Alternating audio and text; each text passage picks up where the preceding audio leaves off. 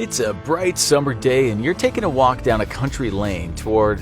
Hang on a minute. Where are you going? You've drawn a complete blank. Realizing the sun has probably gotten to your head, you decide to settle down in the shade and rest for a while. Come to think of it, you're pretty tired, and this heat is making you drowsy. You head toward a big old tree in the field beside you and settle down underneath it, leaning back on the trunk. In a matter of seconds, your mind starts to wander, and you feel yourself drifting off. The next thing you know, you feel the leaves and twigs hitting you in the side of the face. Ouch! What just happened? Did a whole branch fall off the tree and land on you? You open your eyes wide to find out, but instead, you find out that you're in a completely different place. This whole view in front of you has changed. Your heart starts racing. Whereas before you were looking at the brief outline of a church on top of a hill, you can now see your entire city and more stretching out below you. Did you just get kidnapped while you were asleep or something? You glance around you and everything looks so small. No, wait, that can't be right. You can't think of anywhere high enough to afford this kind of view of your city. What the? Then, you feel an itchy sensation at your lower back. Reaching your hand down, you feel a sensation that's familiar yet alien at the same time. Is that leaves? You feel a sense of dread as you look at the ground, your heart beating faster than it ever has before. Instead of just seeing a small patch of grass below you, you can now see the entire field and the field next to it and the field next to that. You realize the itchy sensation is coming from the tree you were leaning against, which is now nothing more than a tiny daisy to you. You shut your eyes again, feeling slightly nauseous. There's no way this could be happening. Are you dreaming? You can't be. You've had lucid dreams before and you just always know. Could you have some sort of super rare dissociative body dysmorphic disease, or they don't just spring up in seconds, do they? Maybe somebody spiked your food or drink earlier. That could be the answer. You suddenly realize you have no idea what you've eaten or drank today. Maybe you'll just open your eyes again and everything will go back to normal. 3, 2, 1, nope. Everything is just the same as before, but you're still not convinced that this is really happening. I mean, how could it be? The key is to keep calm and try to apply some logic. So you begin to stand up. Whoa, the ground feels really far away, like really, really far away. Meanwhile, the wind is pretty strong up near your head, and you start to feel cold. Looking down, you see what looks like flies buzzing around your chest area, but realize they must be birds. You take a quick look around to gauge your surroundings and figure out just how tall you are. The tree you were previously sat by is now up to your ankle, and even that church on the hill you used to be looking at is now something you could squish with your foot, or even your little toe. Well, you're not some numbers freak who goes around memorizing the heights of everything, so figuring out how tall you are is actually tricky. But that tree you were stood beneath was probably equivalent to the height of around 5 people. Assuming that for argument's sake the average person is 6 foot tall, that would make the tree about 30 foot high. And now that 30-foot tree isn't even touching your ankle. Your ankle is maybe, what, 3% of your total body height, which would make you 1,000 feet? Wait, what? It sounds ridiculous to even think it. How could a person even be 1,000 feet tall? Isn't that like the same height as the Eiffel Tower or something? Is it even physically possible for a person to be that tall without toppling over? Yet, here you are standing on your 2 feet and looking over your town as if it were a model village. This might be some kind of hallucination or delusion, and you sure hope it is, but for now, it's your reality. You gotta make the best of it. That's when it sinks in. How can you make the best of it? If you are truly 1,000 feet tall, or even if you're only 800 feet tall, then everyone who lives in this town and neighboring towns can probably see you right now. Good thing you put on a nice shirt today. Come to think of it, how come all your clothes and shoes still seem to fit you perfectly? But they're not going to be thinking about your shirt. They're going to be thinking about calling the police or even the military to come and take you down. You need to get out of sight quickly, so you lie on the ground. It's a slight improvement, but you're still not exactly hidden. Even like this, you're around the same height as that oak tree and an awful lot longer. You may be in a quiet field right now, but it's not quiet enough. People come walking here all the time. Within a few minutes, somebody is bound to find you. From those few seconds you were stood up, someone might have already seen you and called the emergency services. You need to get a move on, but how can you move without being seen? And where would you go? You rack your brain remembering your surroundings. There's a lake nearby, that's pretty deep. Maybe you could just empty it out and hide inside. But that would cause a flood for everyone in the town. And you'd also draw attention to yourself. No, that wouldn't work at all. Could you hide in that forest nearby? People don't go there very often.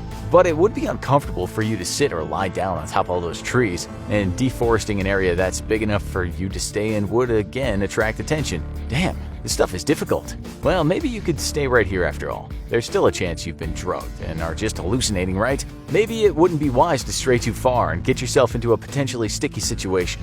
As you lay on the ground across the fields with the hot sun beating down on you, you've lulled yourself into a sense of contentment and peacefulness for a while. You close your eyes and hope everything will return to normal. Instead, you hear a scream. You jolt up in a panic and look over to your left, where the noise was coming from. It takes a few seconds to locate the origin of the scream since everything looks so small, but eventually you notice a woman walking her dog.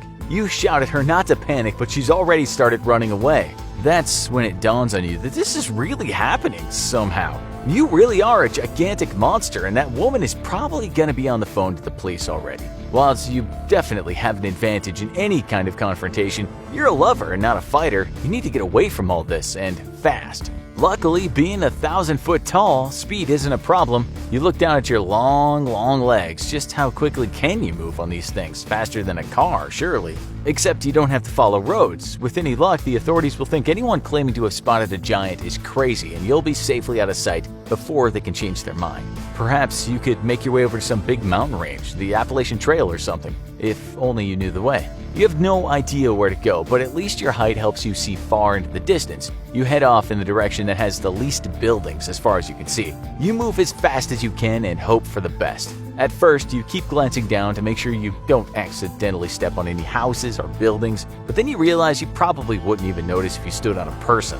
You're so high up now that you wouldn't even hear them scream. Your stomach lurches. You desperately want to be the big friendly giant and not a mass murderer, but it's so hard not to cause mayhem at this height. Still, you can't afford to slow down. The military could be chasing after you right this second. They probably are. Maybe they have a helicopter too. You could easily swat it away and cause it to crash, of course, but do you have that in you? Your heart pounds as you wander farther and farther into the distance, toward the hills and fields and mountains that you pray will hide you from the world forever. You don't know how long you've been walking. Adrenaline has just been carrying you on, but eventually you make it to a place covered in mountains and lakes. There doesn't seem to be any civilization around these parts, so it's probably about as safe as you're gonna get. You lie down on the ground and get a better view of your surroundings close up, and sure enough, you can't spot anything. As soon as the adrenaline wears off, you notice how thirsty you are. Tap water or bottled water aren't really optioned anymore. You'll have to drink straight from an entire body of water instead. You eye up a nearby lake and hope it's clean. Not that you have much choice anyway. What are you gonna do, build a makeshift supersized sterilization system? So you awkwardly lie on the ground and slurp the water out of the lake. It doesn't taste so bad, but your dignity is out the window. Then you feel a huge rumble in your stomach. You're hungry. Uh-oh. It was hard enough figuring out what you wanted to eat for lunch back when you were 5'6", but now that you're almost 1,000 feet tall, it's mission impossible. If you used to need 2,500 calories, now you're almost 200 times taller, and you'll need almost, 500,000 calories? That's like eating 2,000 donuts or 1,000 Big Macs. You don't want to risk raiding a shop or restaurant, but even if you did, would you be able to open and eat the packages with your huge, clumsy hands? You don't fancy eating live animals raw, but you don't see how you could possibly get enough calories from eating plants or how you could get enough supply. For now, you spot an apple tree and unroot it from the ground. It's surprisingly easy, like pulling a loose weed from the soil. You try to only eat the apples from the tree, but it's pretty much impossible. Instead, you end up getting bits of branches and leaves stuck in your mouth too. And even after finishing off almost the entire apple tree, you don't exactly feel satisfied. How are you going to keep this up? Well, at least for now, it seems like you're safe. You don't exactly feel relieved. Maybe you should just hand yourself in. The government might have agreed to keep you in return for being their secret weapon. What are you going to do here? You'll never survive. Even if you do survive, life's about more than that. How can you find meaning and happiness in your life when you're isolated somewhere in the wilderness as a 1,000-foot person? Full of despair, you drift off into sleep. And that's when you hear another scream. You wake up expecting to be back to your usual height, but opening your eyes confirms that your head alone is still larger than the trees nearby. Great, just great. But who just screamed? Squinting, you see a guy running away. You shout at him not to panic, that you won't hurt him, and surprisingly, he actually stops. You explain to him what's happened to you. that you suddenly turn into a giant and you just want somewhere to be safe and out of sight. He's so small that you can't really work out with the expression on his face or read his reaction, but at least he's staying still. You start to hear a distant sound and realize he must be talking, but the noise is too quiet for you to hear. Now shouting, he tells you that he lives here by the mountains alone, but often struggles to source and build everything he needs. He won't tell anyone you're here as long as you're willing to help him out now and then. It might not be the life you've always dreamed of, but at this point, you'll take it. Meanwhile, a group of researchers sit around a screen. Who would have thought that the giant simulation would be so successful? It's one of many simulations to test how humans with different brain chemistries and life experiences react in extreme scenarios, in the hopes of learning more about building resilience. This is the first time that a subject has been able to adapt instead of self-destructing. Fascinating. But for now, it's time to turn the simulation off. If surreal experiences are your jam, check out our videos about what would happen if you had shark teeth or broke every bone in your body. Don't wait, click one now.